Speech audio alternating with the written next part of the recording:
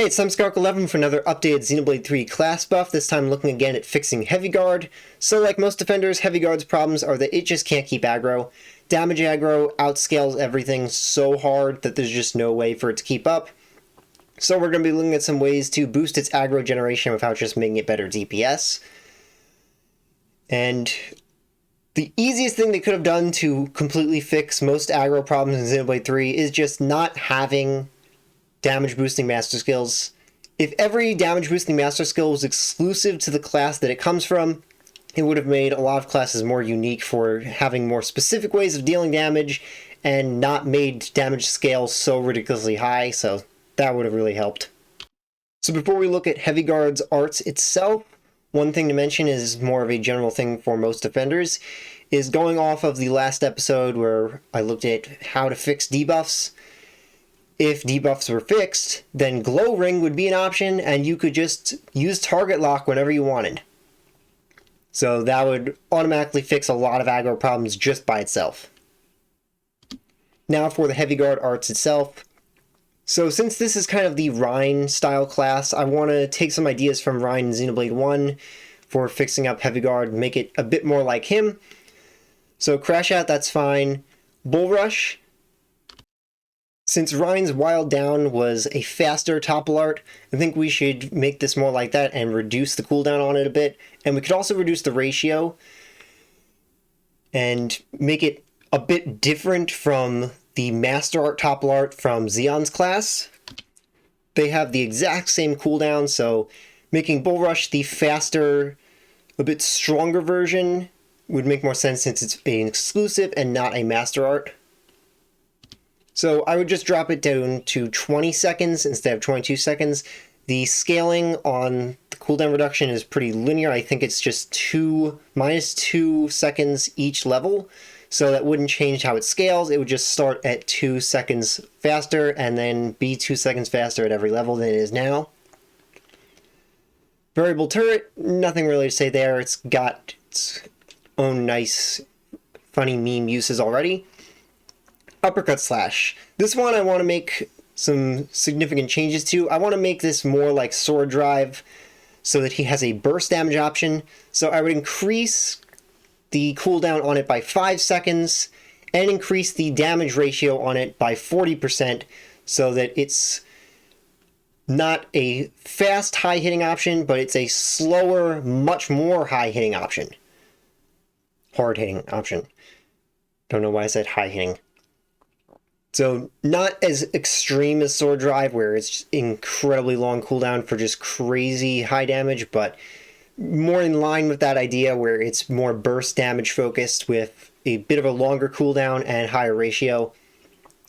Also, all of the arts on Heavy Guard on everyone but Lands are really slow, so I would speed those up by a few frames. It makes sense to have Lands be the good user of the class though, since it is the base class and everyone has different animations for their base classes, mostly that they're faster in them, or at least Senna and Lands are definitely faster in their base classes, so that makes sense, but it should be just a little bit better for everyone else. And then Mad Taunt. This is the biggest change that I would be making, so I'm pretty sure, I could be wrong about this, Mad Taunt is a flat amount of aggro, which is why it's so bad. Rein's Mad Taunt in Xenoblade 1 functioned where it was number of your level times 120 plus a base of 1,880 points of aggro. So that was huge aggro for Xenoblade 1. It wouldn't be as significant in Xenoblade 3 because of how much damage aggro scales, but it would be enough to grab aggro in most cases, just quickly at least. So I would just use that exact formula for it, make it work exactly like Rein's Mad Taunt did, combined with other aggro generating options that would pretty much always be able to take aggro as long as you're running aggro reduction on your attackers. So now to look at skills. First off, Defensive Soul. This is kind of redundant. This doesn't really need to exist. You could just increase the base physical defense of the class and it wouldn't change much because this percentage scaling doesn't even make a big difference with the upgrades on it. So either I would increase the value of this skill up to 30%, so it's just a little bit more useful, or I would replace it entirely. And what I would replace it with? A weaker version of this. So instead of a maximum of 300%, I would make it a maximum of just 100% and have it be just a 10% damage increase for each enemy targeting you. So it wouldn't be a huge damage boost, but it would be supplemental so that you're not dealing nothing, and it would counteract solid stance for the attack reduction on that one, so that at base you would just have a means of dealing normal damage while having damage reduction. The next one, this is already a great skill, but the problem is defender fields are too small. Defender fields should be larger. All defender fields, just make them bigger. Aggravator. This adds 30 points of aggro per second. That is nothing. Even in the early game, that is not doing much. So I would change this to function similar to how we changed Mad Taunt to work the way it does in Xenoblade 1. So I would make this the same kind of thing. Have this be, instead of 30 aggro per second, have it be 30 aggro per second times, well, 30 times level per second. This way, once you're at level 10, it's already 300 aggro per second, 10 times what you would have the awful base amount from. And then at level 99, that would be, let me check on that for a second, 2,970 aggro per second. So that would make it scale instead of just being a flat amount that is awful. And honestly, you could probably add this effect to the items that do the same thing. Just have it scale by level. That would make the items much more useful for generating aggro.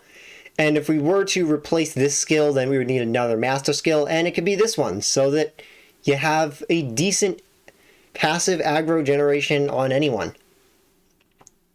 And this is fine, I guess. I wouldn't really change anything about that.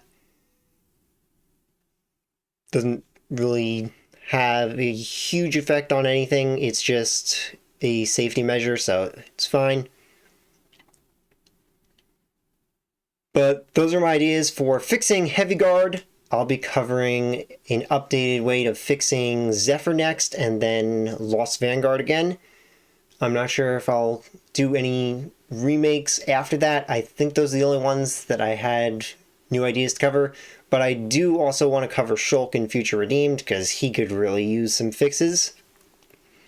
But if you watch to the end, then comment Blossom Dance down below, and if you want to see my other class buff videos, you can check out the Xenoblade playlist I have linked up on screen now, and see you next time.